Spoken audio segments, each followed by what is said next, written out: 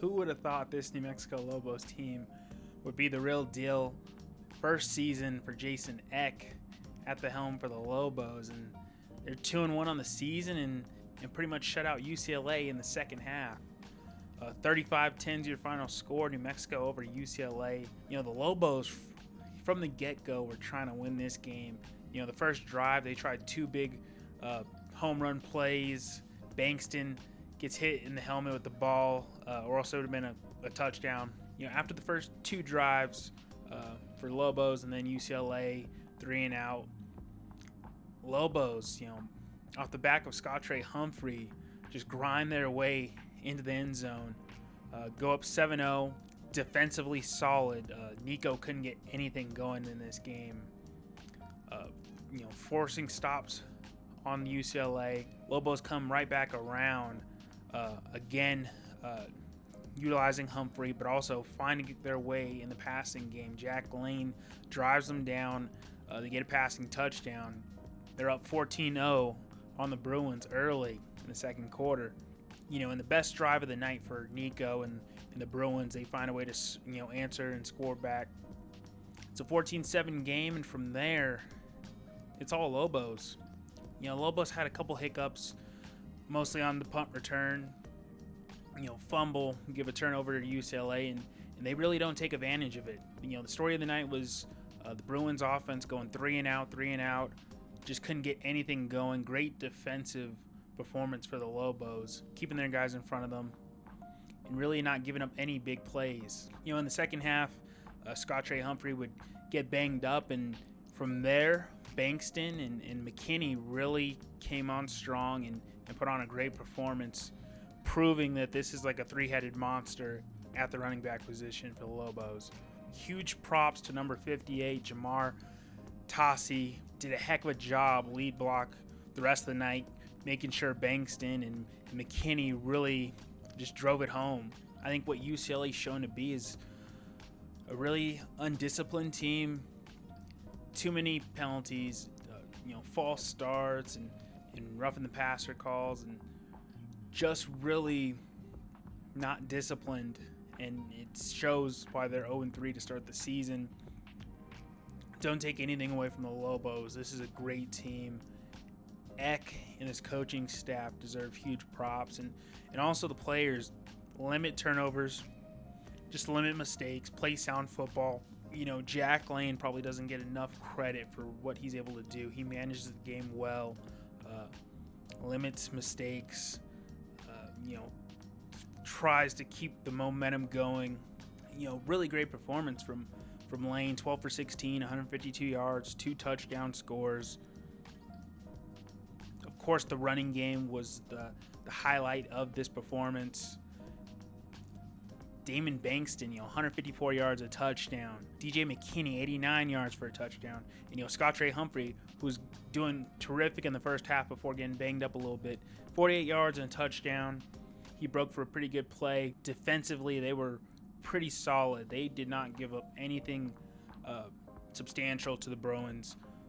Really on the Bruins drives that they did score on, they got the help of, some roughing the passer penalty and sort of a PI call and helped them out a little bit to get into scoring position. But from the second half, they really did not do much.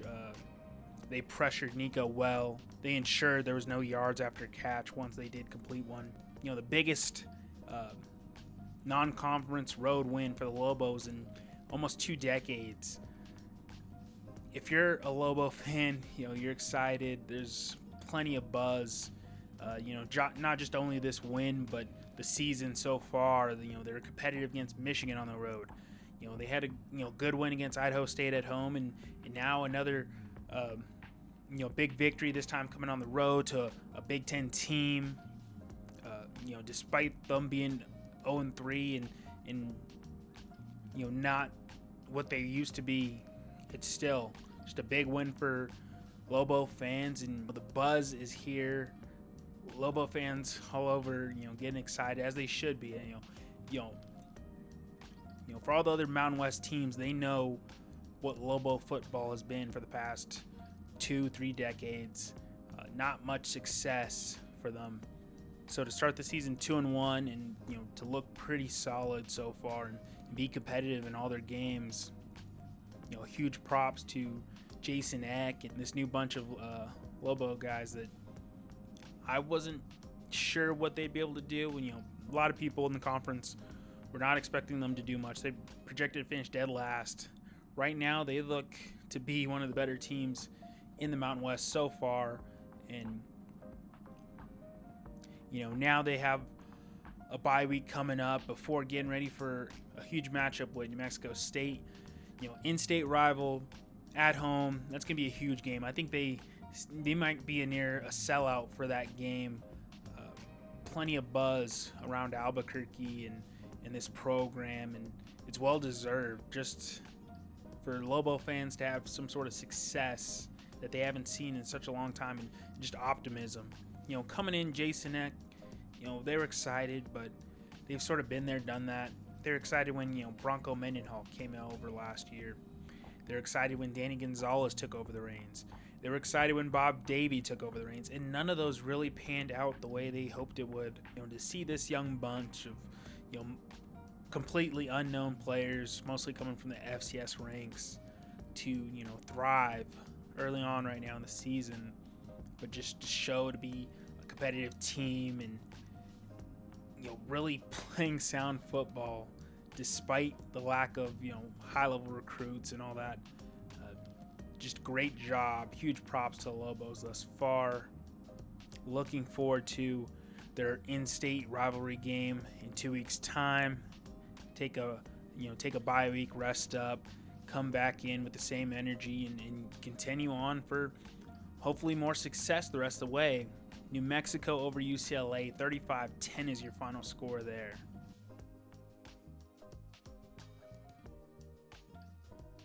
So it's interesting. This game ended sort of the way I felt it would, but the first half, I have to give huge props to Wyoming for really limiting Devin Dampier and this Utah Utes offense. 3-0 through the first half. Wyoming scoring, completely different story, but defensively, I thought that Dampier was going to sort of have his way, pick them off through the air and really have their way with the running game, which they were to a degree, but they really could not finish it off with points on the board in the first half. I think Dampier had 150-something total yards through the first half, and they only had a field goal to show for it.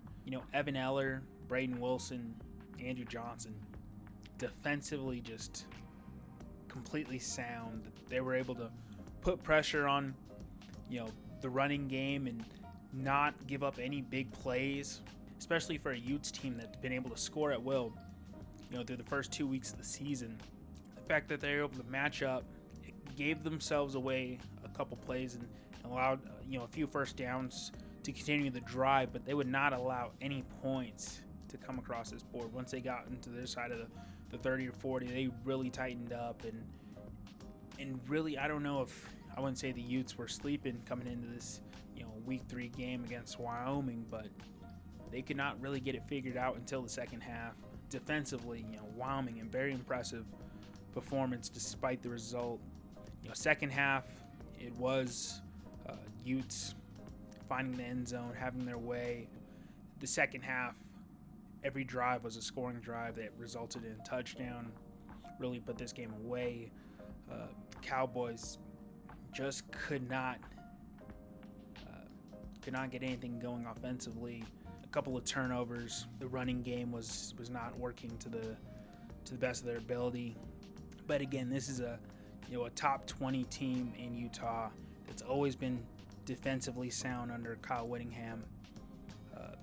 The fact that Wyoming, even for a little bit, was able to just stay in the ball game and really not let it get out of hand that early on. Still looking like Wyoming, a solid team in Mountain West play. We'll see coming up. I think Wyoming has to get better on the third downs, 3 for 12 on third down conversions, especially when you look at, Utah was losing the penalty game early on. They finished out with 10 penalties for 100 yards. And, despite Utah controlling possession mostly throughout, Dampier finished with another solid game, 230 yards, 2 touchdowns, another 86 yards rushing, leading rusher for the Utes. Utes just had a lot of weapons. Wayshawn Parker and Hunter Andrews, great combo to mix in with Dampier's athletic ability and them to throw the ball over the top. This was the first true test for Wyoming. I think they get better from here, and certainly it's going to be more competitive when conference play rolls around.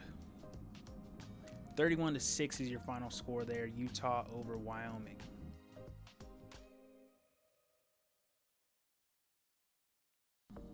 At halftime, you would have thought this game was in the bag for Nevada, that they were going to get their first decent-looking win this season.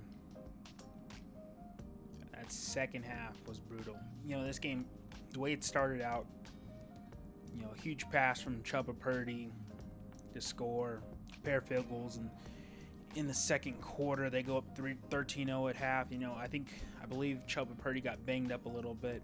AJ Bianco came in, and they just struggled the rest of the way. Interception by Bianco in the third quarter, interception by Chubba Purdy when he got back in the game in the fourth quarter.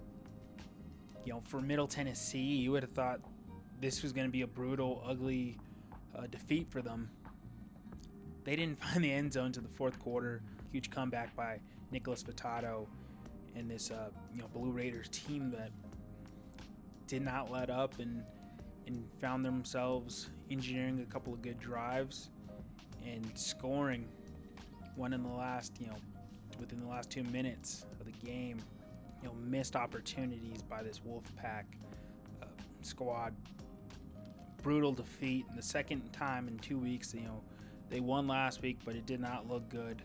This week, they were not able to, finish it out. Nevada gets the ball back with, about a minute left. They try to do what they can with Chubba Purdy, running the ball, getting a little bit. They missed the field goal wide left. This, where do you go from here for Nevada? It's 2 weeks, non-conference games that they were favored in heavily, and they don't look the part, and they don't look to be in control even when they are up on the scoreboard.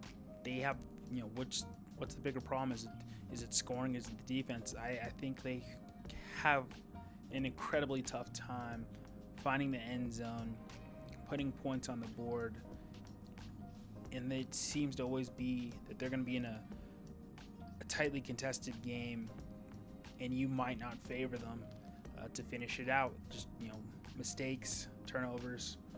Huge props for Middle Tennessee. For as bad as they looked in the first half, they did not quit, and they found a way to get themselves together in the fourth quarter and really engineer 2 great drives that resulted in touchdowns and found themselves in the lead. And you would say the defense tightened up, and they were able to capitalize on mistakes from Nevada, getting in 2 interceptions, taking away any chance of them driving down the field.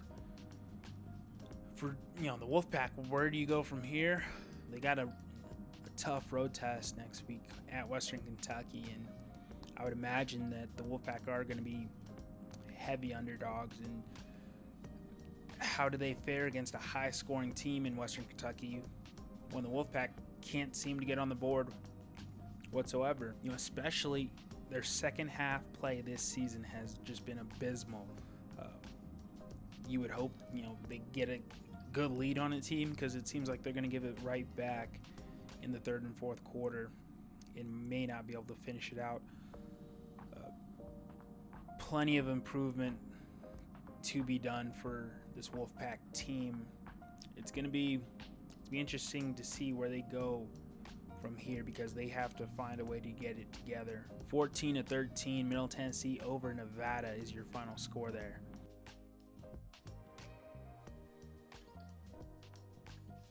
I had a feeling that it could be a shootout. I did not think it would be, quite this explosive. Utah State 49, Air Force 30. This was a game that, although Utah State seemed to be in control most, from start to finish, Air Force really did not let up and, did their best to match score for score. The Aggies' offense proved to be too much, just pulling away from them. Defensively, I think there's been indications that defensively there's been holes, and certainly you're not going to get any slack from this Falcons team that does run that triple option so well. I felt like Bryson Barnes could have a career day, and he definitely did. He proved that he is one of the best quarterbacks in the Mountain West and the West Coast in general. What we know from what we're getting from Broncos offense is explosive plays, going downfield and mixing it up, balanced offense, and just really pressuring any opposing defense. Barnes finished the day with 287 yards, 2 touchdowns. He had another 44 yards and 3 scores on the ground. The Aggies were able to pretty much almost match the Falcons' rushing power. 5 scores on the ground, 3 by your quarterback. Just a huge performance there. But the passing game was effective. Braden Pagan had a career day, 147 yards, 2 touchdowns. Brady Boyd, Javon Jacobs, just great play from the passing game. We knew Owen Allen, Dylan Carson, Cade Harris, that they were going to get their touches and that they were going to be effective with that running game. They just could not match, the firepower that the Aggies were bringing into this game. Defensively, I think you'd like to see a little bit more from Utah State, but you never know what you're going to get when you're taking on Air Force. As I talk about, Utah State defense could be a little bit better. They did have 3 turnovers in this game. Much more improved from last week, and really, not giving up, big chunk plays to anyone this season, and finding a way to get those, key turnovers that benefit the offense, getting great field position, putting them in position to score. It's early, but Utah State is one of those teams where you say, how far can they go? Surely they have the makings of a bowl team early on. It's what we've seen this far. It's going to be interesting. I like the fact that you could rely on this Aggies team to go down 70, 80 yards downfield and finish the drive off with some points on the board. The fact that they could do it in a multitude of ways is encouraging.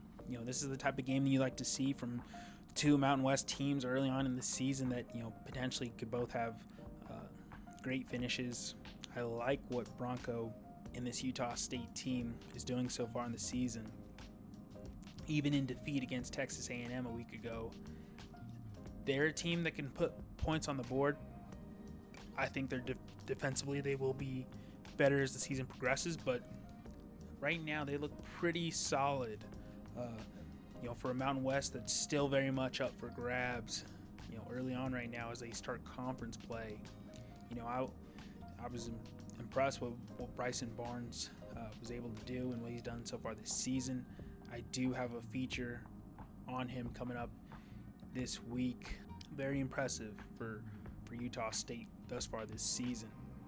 Utah State 49, Air Force 30 is your final score there.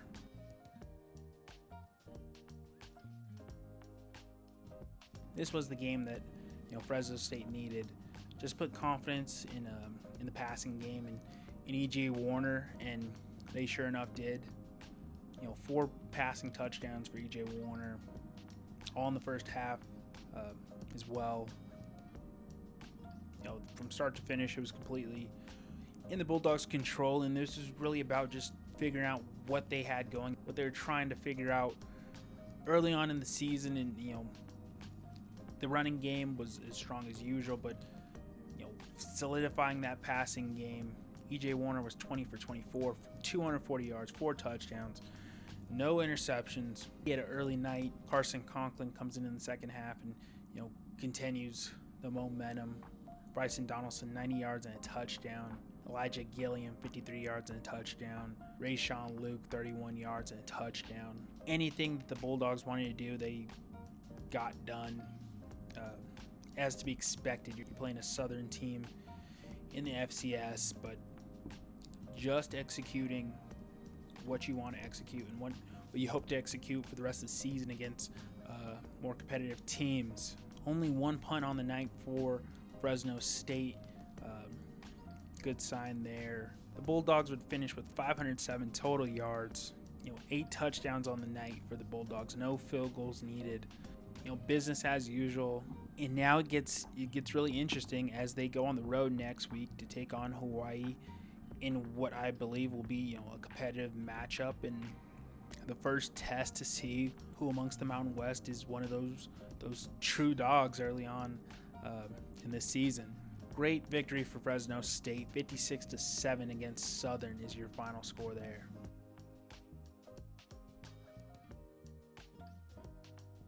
This does get a little interesting. Hawaii 23, Portland State 3 is your final score. Luke Weaver looked great through most of the game.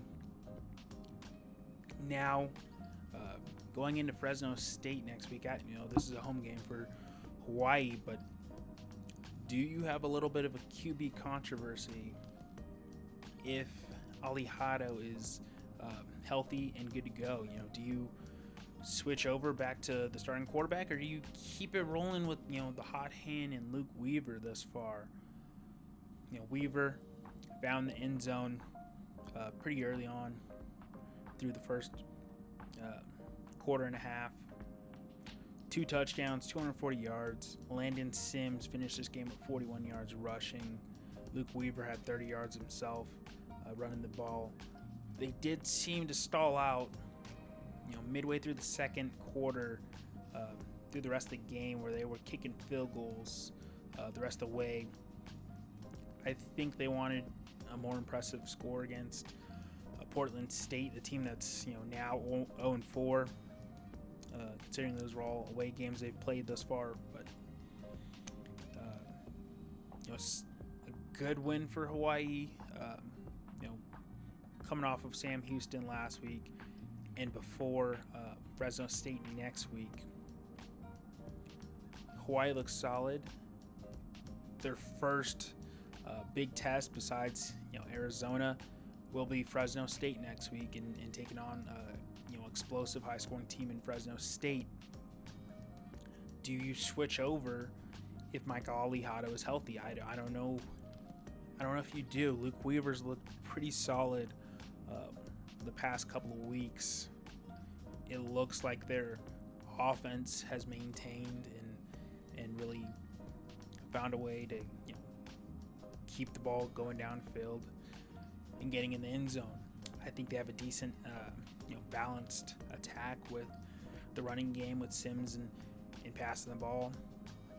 Defensively I feel like defensively they have been pretty solid thus far this season.